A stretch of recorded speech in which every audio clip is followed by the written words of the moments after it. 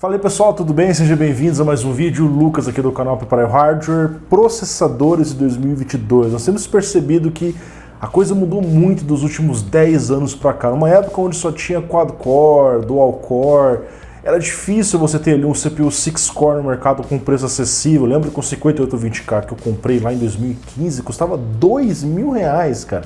Para ter um 6-core de alta performance era isso que você tinha que pagar. Hoje em dia muita coisa mudou. Parece que nós estamos entrando num momento onde não está faltando CPUs e sim está sobrando performance. Temos muitos núcleos, altíssima performance, mesmo pagando um preço bem mais barato do que a gente pagava no passado. Pessoal, trago para vocês hoje a comparação dos CPUs intermediários da AMD e da Intel, lançados recentemente. Tenho aqui em mãos o Core i5 13600K e o Ryzen 5 7600X. Então nós temos 13ª geração e Zen 4 na mão, tá? Enfim, pessoal, esses dois CPUs intermediários são tão rápidos que eles chegam a encostar ou até a passar em alguns cenários os high-end da geração passada. Pra você ter ideia, o 13600K em games chega a ficar no nível de um Core i9 12900K, custa muito mais do que ele, cara, perto de R$4.000, enquanto aqui nós temos um CPU de 2.000 e pouquinho, tá? Da mesma forma, o 7600X em games ganha do 5950X, que custa também R$3.500, R$4.000, cara. Então, assim, são CPUs intermediários muito fortes, mas a pergunta que fica aqui é, em relação ao que eu já tenho, Lucas, eu tenho um 12600K, um 12400, sei lá, ou um 5600X que é muito comum, será que vale a pena fazer o upgrade? Ou e aquele 5800X 3D lá que está ganhando de todo mundo, será que esses caras aqui alcançam ele? É o que nós vamos descobrir hoje em testes de produtividade, renderização e, claro, os testes em games que vocês tanto gostam de ver por aqui. Antes, rapidamente, um resumo da ficha técnica para a gente saber o que nós temos em mãos, tá? Core i5 13600K. Galera, aqui nós temos um CPU que tem não 6 núcleos, como vários i5 tinham, e muito menos 4, como os antigos i5 têm. Nós temos aqui esse CPU que tem 14 núcleos, é isso aí, cara, é um i5 bombado, né? Mas não são todos os núcleos do mesmo tipo. Ele tem 6 núcleos performance mais rápidos e 8 núcleos eficiência. Em tese, quando eu abro atividades leves, ele ativa mais rápido os núcleos de eficiência para que poupe energia. E quando eu preciso de mais desempenho, ele ativa os núcleos performance. É um CPU híbrido. E o sistema operacional sabe como lidar com isso já, tá certo? Isso começou na 12ª geração e se manteve por aqui. E a Intel está apostando para se diferenciar em relação à AMD, para chamar a atenção das pessoas, no aumento de núcleos. Então, olha só, o 12600K tinha 6 núcleos performance mais 4 núcleos de eficiência, totalizando 10 núcleos. Aqui nós temos então mais 4 núcleos de eficiência, totalizando 14 no total.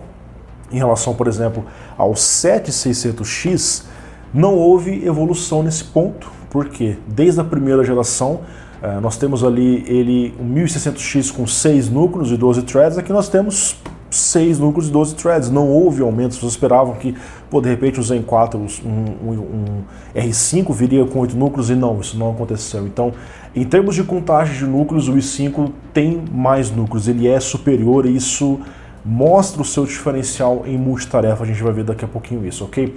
Clock dele então, ele pega 3.9 nos eficiências, 5.1 no máximo nos núcleos performance, consumo de energia do 13600K de 125 watts até 181 watts, consumo de energia do 7600X 105 watts, que também não é o máximo que ele pega, ele pode passar um pouco além disso, aqui a Intel agora está informando isso, a AMD não informa, então eles colocam lá 105, mas não é só 105, às vezes ele passa de 105, nós vamos ver isso daqui a pouquinho nos testes, tá certo?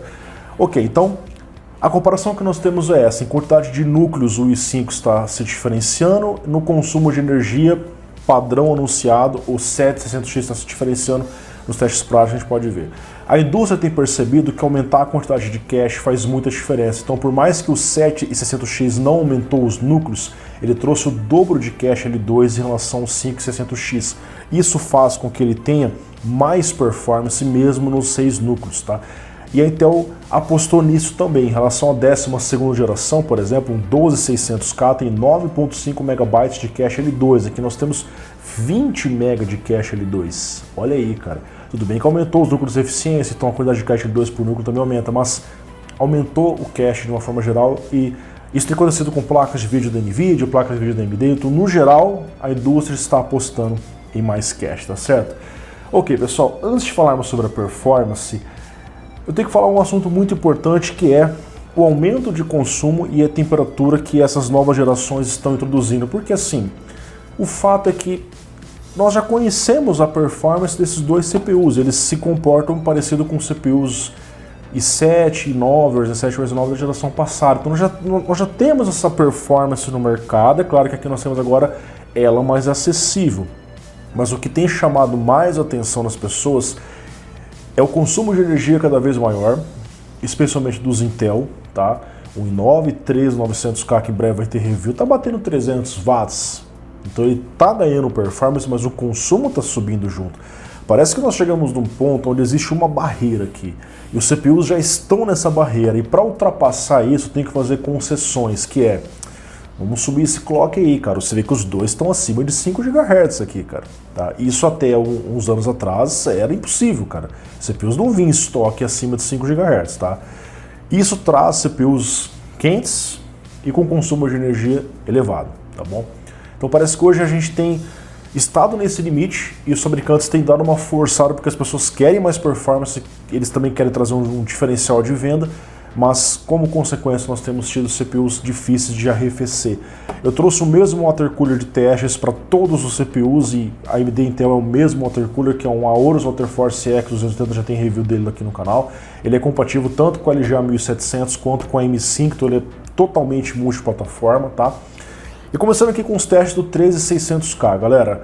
Diferente dos Ryzen 7000 e do próprio i7 e o i9 13900K, ele é um CPU mais modesto. Isso porque ele tem menos núcleos, então ele consequentemente vai esquentar menos, né? O teste em estoque dele pegou 82 graus, 5100 MHz no Blender, que é um teste muito pesado, multitarefa, ou seja, é uma temperatura boa. Tá quente, mas é um teste extremamente pesado, diferente de uma carga de jogos que é muito mais frio. Nós vamos ver depois a temperatura em jogos também, tá? Então é uma temperatura aceitável para quem vai trabalhar com o processador. Ele pegou 5100 MHz, clock máximo dele, 160 watts, então ele ficou dentro do 125 e 181 que a Intel informa. Ok, é um TDP que a gente está esperando, tá? Fiz uns testes habilitando o multicore em Ansem, ele pegou o mesmo clock, subiu 2 graus e aumentou 1 watt. Então, estoque multicore não fez diferença aqui. Desliguei o boost para ver como é que ele ficava. 53 graus, caiu quase 30 graus aí a menos, tá? O TDP caiu para 65 watts e o clock 3.500 MHz. Aqui nós temos uma ideia de como pode ser um 13400, que seria em tese um CPU entre 65 watts e 84 watts, que normalmente é o que tem acontecido, o clock próximo de 4 GHz. Então, se eu desabilitar esses núcleos aqui, talvez eu tenha em tese um 13400 antes que a Intel lance ele, tá? Ok, então esse é um teste mais agressivo porque eu estou perdendo muita performance, mas eu fiz um outro teste que é, na BIOS eu tenho a opção de colocar esses CPUs com uma temperatura máxima estabelecida. Então eu coloquei ele em 70 graus. A vantagem disso é que eu não perco o diferencial em games, afinal em games ele vai estar mais frio, então o clock vai estar sempre muito alto, mas em multitarefa, quando ele chega em 70 graus, o clock vai se adequar a isso, não vai deixar subir. Eu achei bem interessante. O CPU ficou ali então em 70 graus, 4.700 MHz, perdeu só 400 MHz para isso e consumiu menos, consumiu 125, então fica mais fácil de arrefecer. Também fiz um teste travando em 80 graus, próximo do que ele estava. Ele fez entre 5.000 a 5.100 e 152 watts, não trouxe tanta diferença. Undervoltage, não consegui trazer resultados significativos, por isso que eu nem trouxe por aqui, tá? Em contrapartida, pessoal, o 7600X é um vulcão em erupção, tá? Assim como os seus irmãos maiores. Então, não é porque tem menos núcleos que aliviou a barra para ele. Já tem estudos sobre isso, a questão do IHS, o fato do CPU estar com um clock absurdamente alto, enfim. Mas temos um CPU que pega 91 graus em estoque, com um water cooler super robusto, como o que eu estou usando aqui, custa mais de R$1.000, cara. 91 graus, 5.200 MHz, 116 watts. Então sim, está consumindo menos energia que o i5, porém está muito mais quente que o i5, né? Ok, tá, não muito mais quente, mas é que 10 graus nesse patamar já deixa ele numa situação meio complicada, apesar da AMD normalizar isso daqui, não é normal, cara, convenhamos, né? Desabilitei o boost para ver como é que ele ficava, 57 graus, tipo, desceu a ladeira a temperatura, o clock foi para 4.700, cara, perdeu 500 MHz, perdeu um pouquinho, né? E o consumo foi para 68 watts, cara, olha só que interessante. Então você vê que o sem boost dele, ele fica mais ou menos no mesmo consumo de energia do 13600K. Aí eu fiz os ajustes do AMD Echo, que é o ajuste de TDC, EDC e PPT. Eu já falei sobre isso, eu vou deixar a legenda aqui com as configurações que eu apliquei lá na BIOS. Também dá para fazer via Ryzen Master no sistema operacional, tá? Então o ajuste nível 1, reduzindo ali a corrente do CPU, ele ficou em 75 graus, olha como ele já ficou melhor. O clock entre 5000 e 5100, cara, isso ficou muito bom. Basicamente o mesmo clock, consumindo menos e esquentando 15 graus a menos, cara, muito top. Fiz um segundo ajuste, aumentando um pouquinho a corrente do VRM para permitir que o CPU consuma mais, ele ficou 84 graus, 5.145, 100 watts, tá? E aí o undervoltage, que é o cenário onde eu consigo até mesmo ganhar performance, mas posso ter instabilidades, porque o undervoltage mexe com a tensão direta, diferente dos ajustes que eu fiz que mexe com a corrente do VRM, é outra coisa, tá? O undervoltage 0.100 mV negativo, eu fiz 85 graus, reduzi em relação ao estoque, 5.200 MHz eu ganhei clock e consumi 105 watts, eu reduzi o consumo. Ok.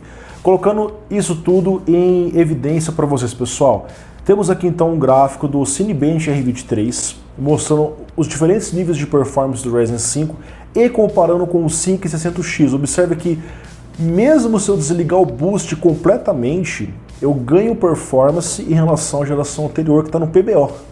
Então você vê que o CPU ele é mais rápido, cara. Mesmo se eu tirar o boost completamente, continuo tendo mais desempenho com o 5600X. Então aqui nós vemos os ganhos de performance que eu tive fazendo os ajustes que eu fiz. Observe que ali o melhor ajuste é o TDC EDC PPT Level 1, porque eu fiquei em 75 graus e com uma pontuação ali muito próxima do estoque. A perda de desempenho é irrisória, tá?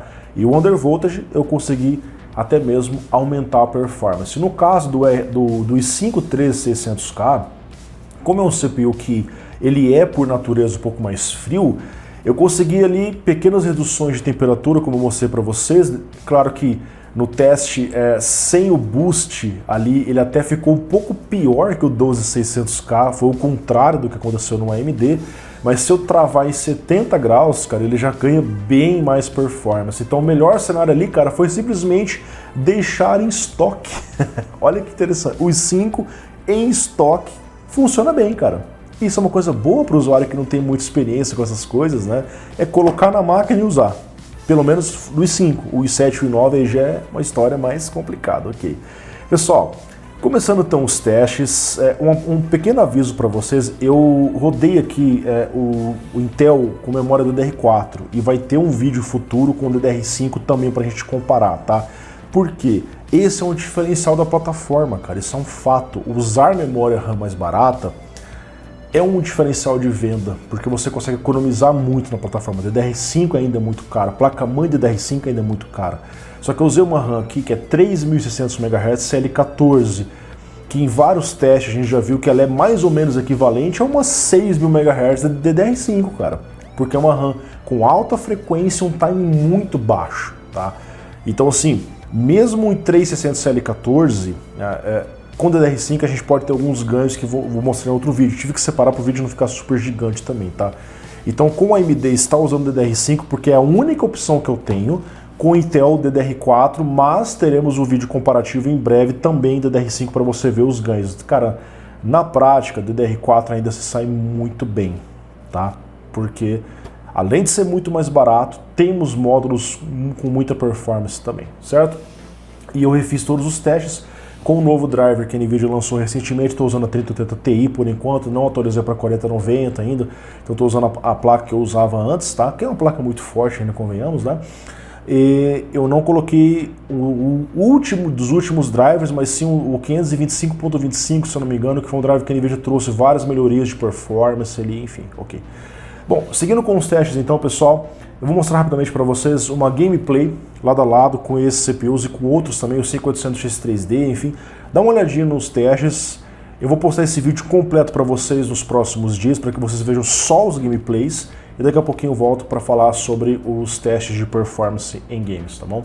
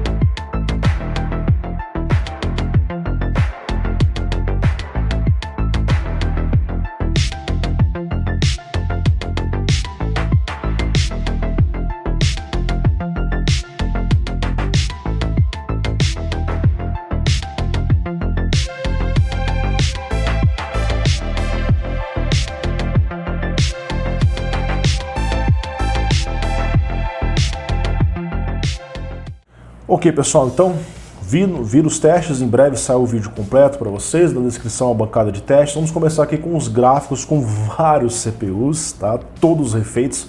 Assassin's Creed Valhalla Benchmark no Full HD médio, então eu fiz de dois presets, Full HD médio, às vezes Full HD baixo, para a gente ver aquele cenário que a gente vê o gargalo, altos frames, enfim, e 1440p Ultra ou às vezes no alto, para a gente ver aquele cenário mais realista de jogo. Então trouxe os dois presets.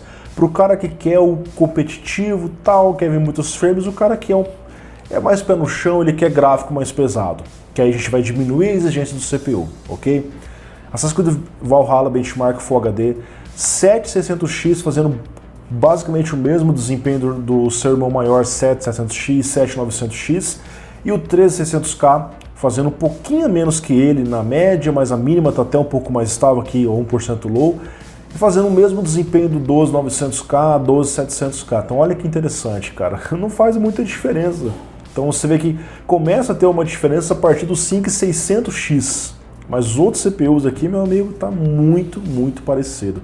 Subiu a resolução ainda para 1440p agora no Ultra, aí que fica muito... As médias são quase todas iguais, cara, mudou um pouquinho no % low, né? Então vai variando ali de um para o outro. Curiosamente, os CPUs Intel tiveram mínimas melhores, cara. Olha aí que interessante. Todos eles, ó, 12700K, 12900K, 3600K, 12600K, todos tiveram mínimas 1% low melhores que os Ryzen.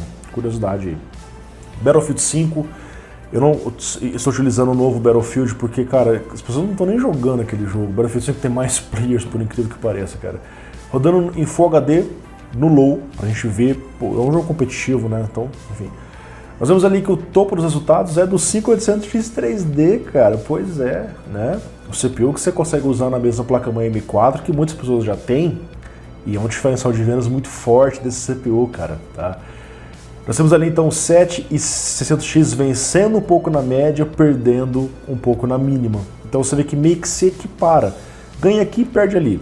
Então o desempenho dos dois é muito parecido. O fato é que o Ryzen 5 está vencendo o Core 9, 12.900K custa mais do que ele e consome mais energia que ele também, tá? E o 13600K está ali superando o 12700K na mínima, que é um i7 da geração passada, cara. Olha como é que esse CPU tá forte. CSGO FPS Benchmark Full HD DX9, que é um jogo antigo, já muito popular, porém. Cara, aqui é um jogo que se beneficia mais de clock. Então se você tem um CPU, um núcleo mais rápido, com clock mais agressivo, você vai ter a vantagem. Então você vê que o 580x 3D está lá fazendo 724, tudo bem que é muito bom isso aqui, assim, tá ótimo isso daqui, né, cara, não tem nem o que falar. Mas nós vemos ali que a parte de cima dos resultados ficou com o 7900X, porque ele tem o IPC Single Core Clock mais alto. E em relação aos dois CPUs aqui, o 7600X teve uma pequena vantagem, que aqui no caso não faz tanta diferença. O COD Warzone, agora que vai ser chamado de COD 1, já tem um COD 2, né? Nós temos ali mais uma vez o Ryzen 5 vencendo na média e vencendo na mínima. Então você vê que o Zen 4 abriu um novo hall de performance ali. Só que olha quem está ali logo atrás, o 5800X 3D, que não está deixando o Zen 4 se distanciar ali não, cara. Ó, tem um M4 aqui ainda. E o 5800X 3D está ganhando de todos os Intel do teste. Mesmo 12900K, cara. Pois CPU é um canhão, cara. Vocês estão vendo aí, né? Cyberpunk 2077 Benchmark, rodando ali para 7 médio, Full HD, topo dos resultados, olha aí pessoal, 13600K, agora ele assumiu, cara, agora ele mostrou para que ele veio, ele tá vencendo ali tanto na mínima quanto na média, embora a diferença na média é muito pequena para o 7600X que está ali logo atrás dele, subindo para 1050p agora no Ultra. Todos os CPUs fazendo resultados muito parecidos, o topo dos resultados ficou com o 5800X 3D e os dois Ryzen 5 e Core 5 ficaram empatados tecnicamente. Microsoft Flight Simulator, troquei o lugar dos testes para São Francisco, até então era Nova York, isso porque, por algum motivo bizarro, os CPUs Intel, todos eles estavam bugados no mapa, cara, ele ficava dando spikes de cada segundo. Isso aconteceu no review do 7700X, eu mostrei pra vocês, estava muito estranho. Formatei, atualizei o jogo e nada resolveu, só resolveu trocando de mapa. Então pensei, cara, é bug do jogo, só pode ser isso, tá? Então, de qualquer forma, o 5800X 3D tá lá em cima porque é um jogo que ele gosta muito de cache. Você tem cache, vai desempenhar bem e tá aí, 5800X 3D. E junto com os outros Ryzen Zen 4, né? E na parte lá embaixo, 13600K oferecendo 123 quadros. Então você vê que tem uma diferença boa aqui nesse jogo para o Zen 4, para o 7600X, tá? Em 1040p as diferenças diminuem, porque diminui o frame rate, ou seja, diminui a carga em cima do CPU, consequentemente você está vendo que a diferença já não é mais aquela que tinha em Full HD. A diferença já cai drasticamente, assim como vocês podem observar aqui. God of War Full HD para o set original do PS4 Pro, empate técnico do i5 com o R5, a não ser a mínima do i5 que ficou um pouquinho inferior ali, mas nada que dá para perceber durante a jogatina, a diferença é irrisória. Em 1040p as diferenças são ainda menores, conforme vocês podem bem observar por aí, cara. Então, realmente não muda muito, você tá subindo a resolução, o CPU que você tem vai rodar bem, conforme vocês estão vendo aí. Red Dead Redemption 2 Full HD no benchmark do game, tudo médio, tá? Nós temos ali mais uma vez o 5800X 3D reinando, tá? Logo atrás dele o 12900K, os outros CPUs conforme vocês estão vendo aí na parte do meio da tabela, 13600K ganhando um pouquinho na média, ganhando um pouquinho na mínima. Em 1040p, curiosamente, o 13600K assumiu a liderança, olha aí, cara, fazendo a mínima, basicamente o empate técnico com o 5800X 3D. E é por isso que eu falei para vocês que esse nível de performance nós já conhecemos, já existe outros CPUs. O que está acontecendo aqui, eles estão trazendo para um nível de preço mais barato, e o que é uma coisa, claro, interessante para todo mundo.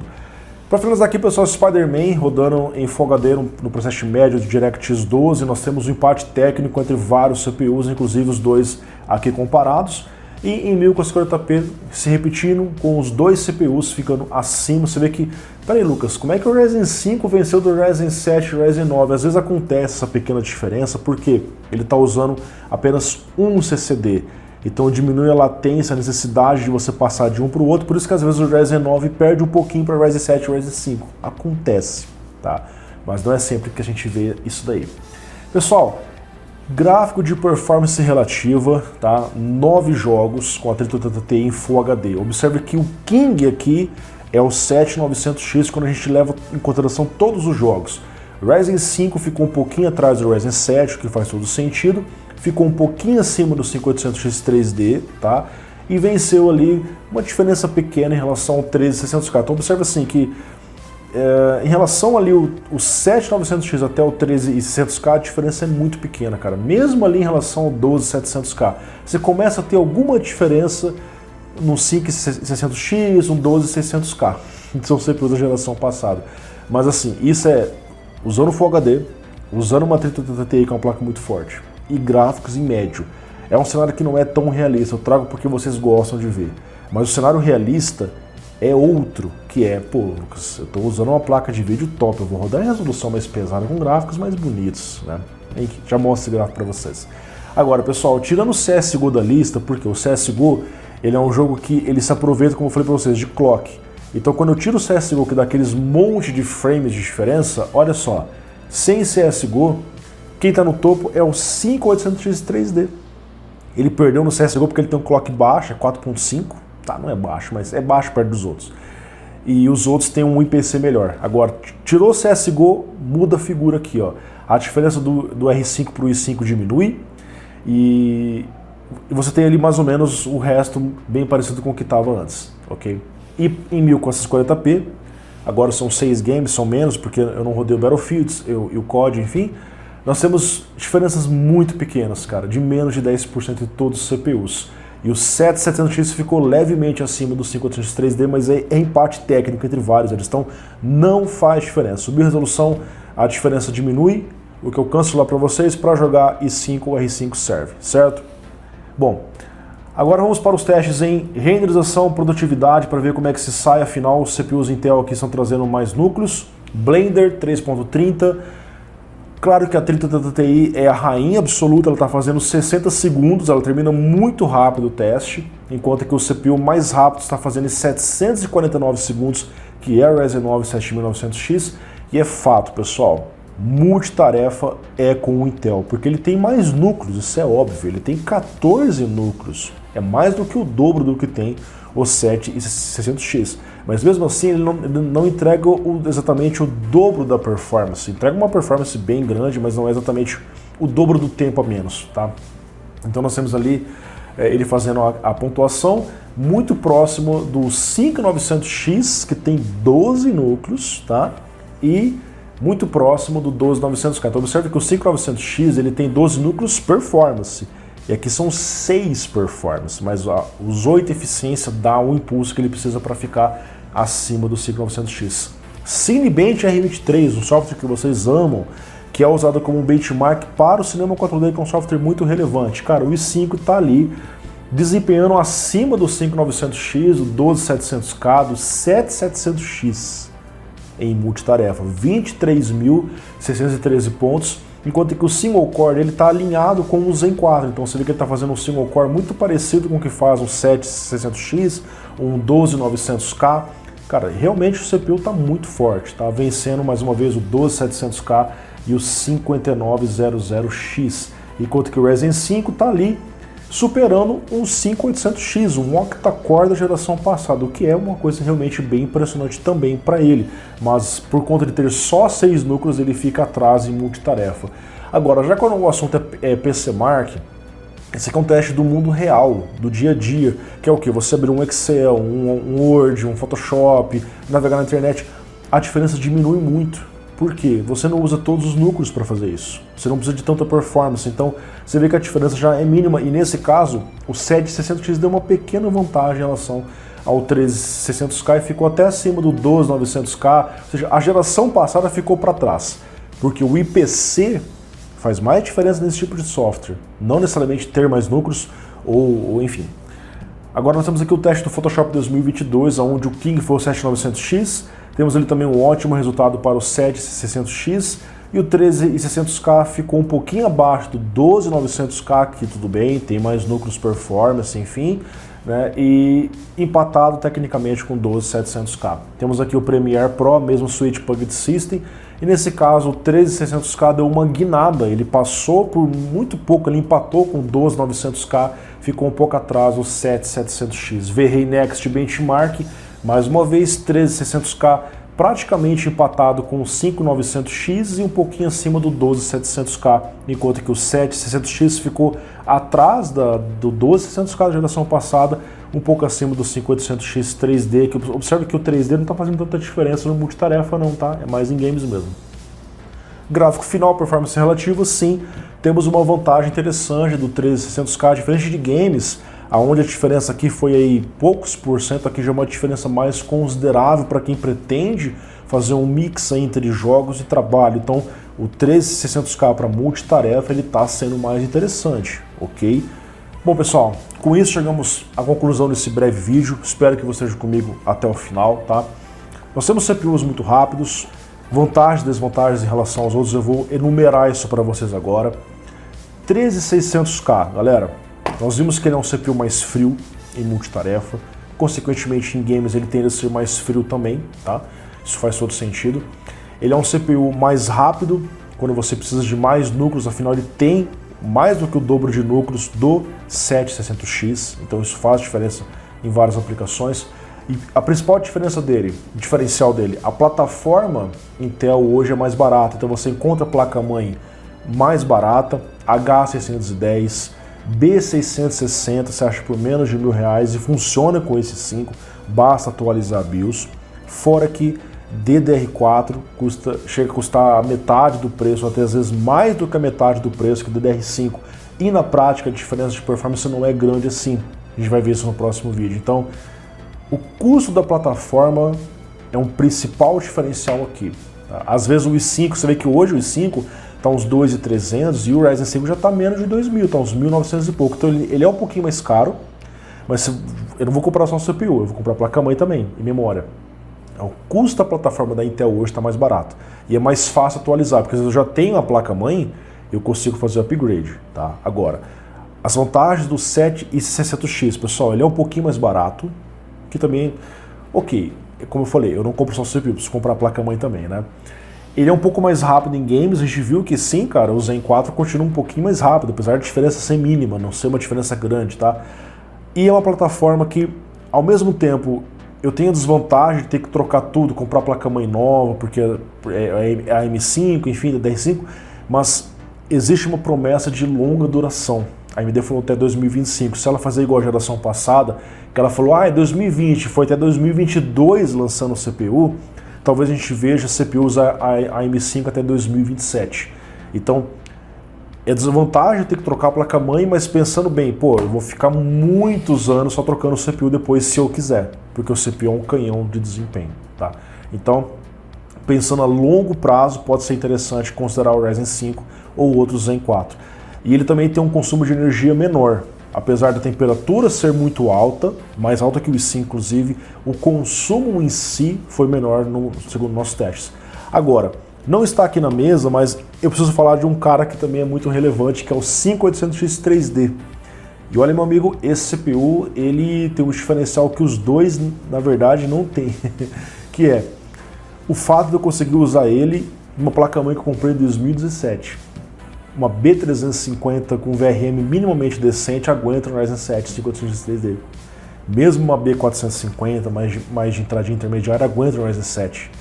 Então, assim, eu consigo colocar um 5800X 3D na mesma placa-mãe que eu usava o meu 2600X, 2700 ou o meu 3600X, 3700X. Basta atualizar a BIOS para isso. Isso é um excelente diferencial, porque aí, por mais que eu pague ali, sei lá, 2.400 no 5800X 3D, eu posso manter a minha placa-mãe, eu já economizei um monte com placa-mãe, certo? Então é um diferencial muito grande, cara. Então é um caminho mais fácil para quem já tem plataforma M4, você simplesmente migrar para o 5800X 3D, sabendo que ele é muito quente. O 5800X já é quente pelo fato de você ter dois SSDs, um desabilitado, só um ligado, ele esquenta muito, é difícil dissipar o calor dali, fora que tem um cache 3D em cima que ajuda a esquentar mais ainda. Então ele é um CPU muito quente, é um dos mais quentes que existe para jogos, para multitarefa também, tá? Mas ele é um canhão em jogos, ele é muito rápido, do nível desses CPUs aqui, às vezes até melhor, como vocês viram aí, tá bom? Então nós temos os 3 CPUs mais interessantes para jogos hoje, cara. Eu digo para vocês, para jogar Ryzen 5, Core i5 serve, depende se é o 12600K, 11400, 5600X, 5600, cara, são ótimos CPUs para jogos, tá? Cabe a você agora avaliar os diferenciais que mais te agradam. particularmente, entre os dois, eu ficaria mais interessado no i5 pela proposta que ele tem hoje do custo-benefício da plataforma se eu não troco de CPU o tempo todo. Ou seja, se eu compro para ficar 3, 4, 5 anos com a mesma placa-mãe, hoje a placa-mãe para Intel é mais barata, o CPU é mais frio, é mais plug and play, coloquei, não precisa ficar ajustando BIOS para ter uma temperatura decente, porque ele já funciona relativamente bem. Falando de 5, tá?